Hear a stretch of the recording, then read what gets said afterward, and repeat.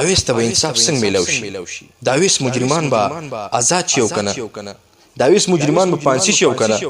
دا خلک هم په دغه تسلسل کې ګرځي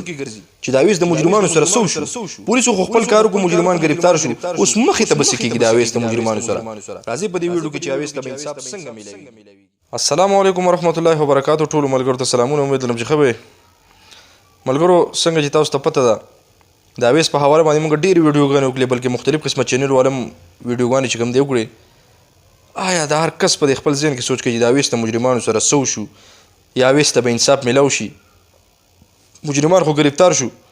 اوس مخکې به د مجرمانو سره کیږي څه؟ ټول خلک هم بس په دغه انتظار دی او په دغه تمه دی چې یاره د اویس د مجرمانو سره به څه کیږي؟ پانسي کیږي به عمر قید به پېښېږي هغوی ته چې ریمانډ وغیره دا به میلاویږي که څنګه چل وی؟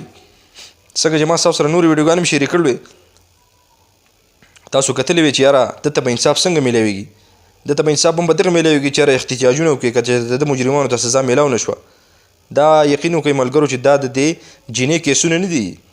تاسو ته یقین پته به پیمان چې بار بار خلک دغه ویډیوګانې دغه پوسټونه ورکوي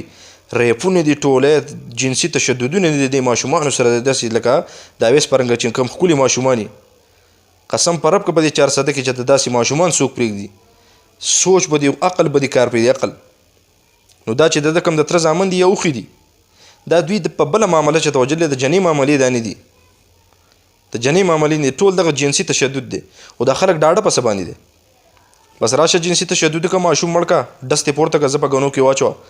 یو هفته به غل ګرځم بیا به راښکاره شم راشه تاڼې ته به مې راولي او د خپل جرم اقرار به وکړم بس دا بالکل ما کړي دي بس جیل ته یې واچوئ لکه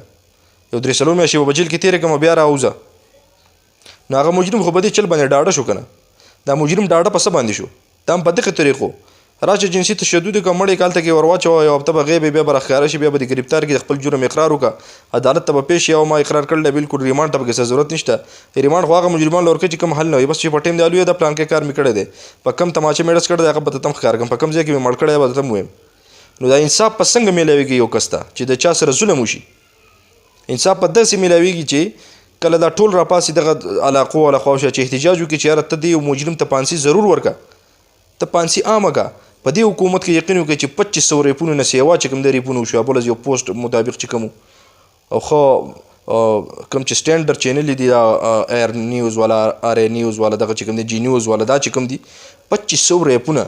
دا د سوچ نه بار خبره ده په دې 2500 کې تقریبا 1500 به یا ژوندي یا بني 2000 چې کوم دی سره پاسه دا به مړی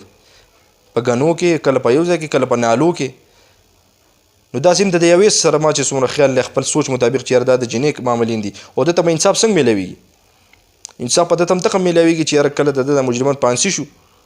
نو بس لپه د خلکو ټولو صبر شي چې او یاره واقع اویس سره بد شي او هغه ته انصاف میلاو شو نو ټولو له موږ په کار دی چې یاره د سره ودرېږو او دا خبره پرې نه ږدو دته به انصاف هم دغسې میلاویږي په بله یو طریقه نه چې یاره احتجاجونه بسې وکړو هر څه وکړو چې یاره اویس لپاره انصاف غواړو. ټول سوشل ورکران د مور پلار چې کوم دی هغه راپاسي باقاعده تاڼو ته ځي د غټو نه غټه سټه ځي د اسلام آباد ته پارلیمنټو ته لاړ شي پېښور پریس کلب او دغه کې احتجاجونه وکړي چې یاره زما مجرمان زما د زوی مجرمان خو آزاد شوي دي ولې په کار دا ده چې یاره دا داسې پرې نه ښودی شي دا داسې راښکودی شي چې دوی ته پته ولګي چې یاره واقعي څوک بیا داسې ظلم نه کوي. کوم ملګرو چې چینل نه سبسکرایب کړی چینل سره سبسکرایب کړئ بیل آیکن سره پریس کړئ.